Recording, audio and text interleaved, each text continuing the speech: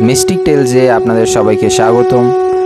আমাদের চ্যানেলের ভিডিও দেখার জন্য কাইন্ডলি সাবস্ক্রাইব করুন এবং বেল আইকনটা ক্লিক করে দিন।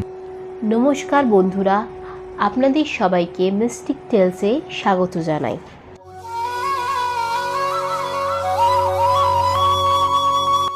এই চ্যানেলের মাধ্যমে আমরা গ্রাম বাংলার বিভিন্ন অলৌকিক গল্প সেগুলো আপনাদের কাছে তুলে ধরছি।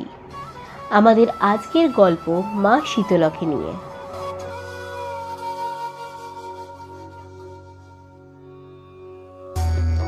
মা শীতলা হিন্দু ধর্মের একজন দেবী বিশেষ। ভারতীয় উপমহাদেশে বিশেষত উত্তর ভারত, পশ্চিমবঙ্গ, নেপাল, বাংলাদেশ এমনকি পাকিস্তানেও এই দেবীর উপাসনা হয়। আদি শক্তি দেবী দুর্গার অবতার মানা হয় এই দেবীকে।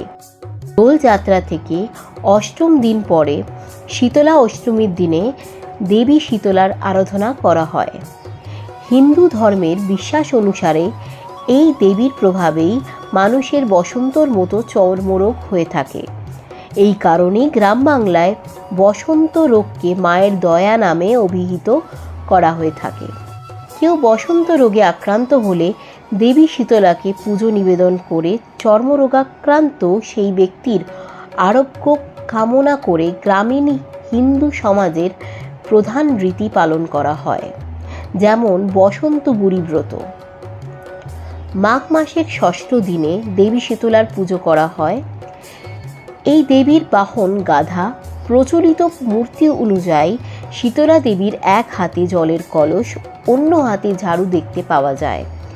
ভক্তদের বিশ্বাস কলস থেকে তিনি আরোগ্য সুধা প্রদান করেন এবং ঝাড়ুর দ্বারা রোগাক্রান্ত কষ্ট লাঘব করেন। শীতলা মায়ের পূজা ব্রাহ্মণ এবং পূজারী উভয় পরিচালনা করতে পারেন।